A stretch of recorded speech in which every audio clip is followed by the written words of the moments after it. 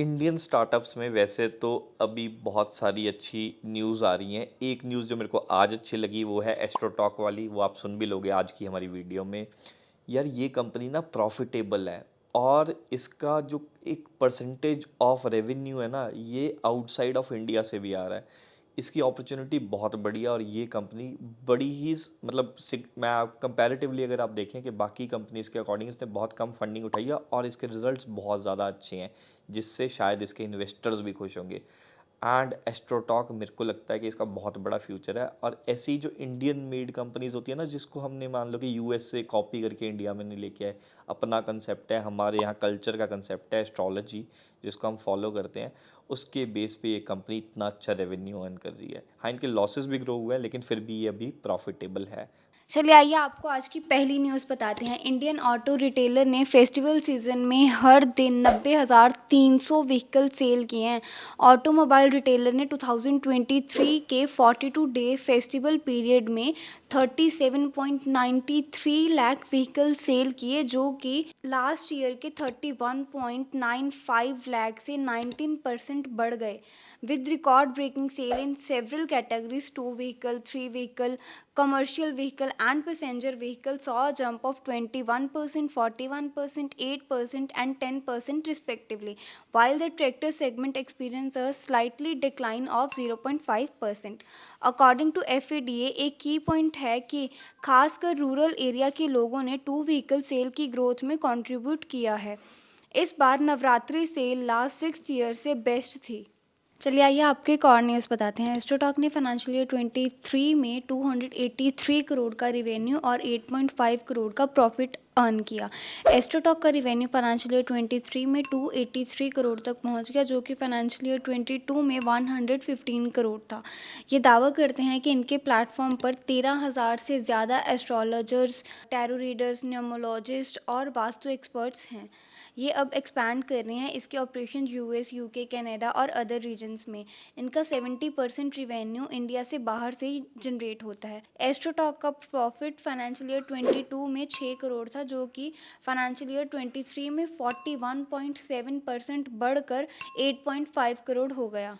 चलिए आइए आपको एक और न्यूज़ बताते हैं। प्रेक्टो ने फाइनेंशियल ईयर 23 में फ्लैट रिवेन्यू रिपोर्ट किया और लॉस भी 58% कम हो गया, जो कि एक नोटिसेबल इम्प्रूवमेंट है। प्रेक्टो का रिवेन्यू फाइनेंशियल ईयर 23 में 3.2% डिक्रीज्ड होकर 204.4 करोड़ हो गया, जबकि ये फाइनेंशियल ईयर 22 में 211.2 करोड़ था।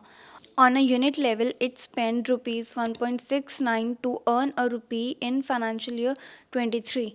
चलिए आइए आपको एक और न्यूज़ बताते हैं। फिनटेक यूनिकॉर्न भारत पे ने अगस्त 2023 में अपना सबसे ज़्यादा ग्रॉस रिवेन्यू रिकॉर्ड किया, जो $23.5 मिलियन है, और एनुअल रिक्वायरिंग रिवेन्यू ने 282 मिलियन को क्रॉस कर लिया।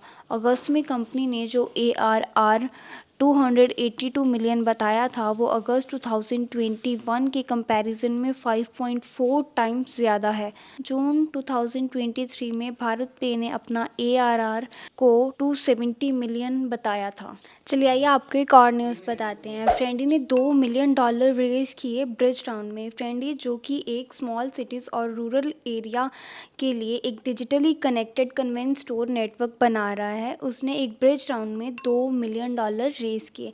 इन्होंने एक प्रेस रिलीज में कहा कि वो इन फ्रेश फंड्स को टेक ऑफरिंग को एक्सपैंड करने के लिए, private label product portfolio and expansion of stores के लिए यूज़ करेंगे। इन्होंने कहा कि इनका रिवेन्यू फाइनेंशियल ईयर 23 में 82 करोड़ है, जो कि फाइनेंशियल ईयर 22 में 40 करोड़ था।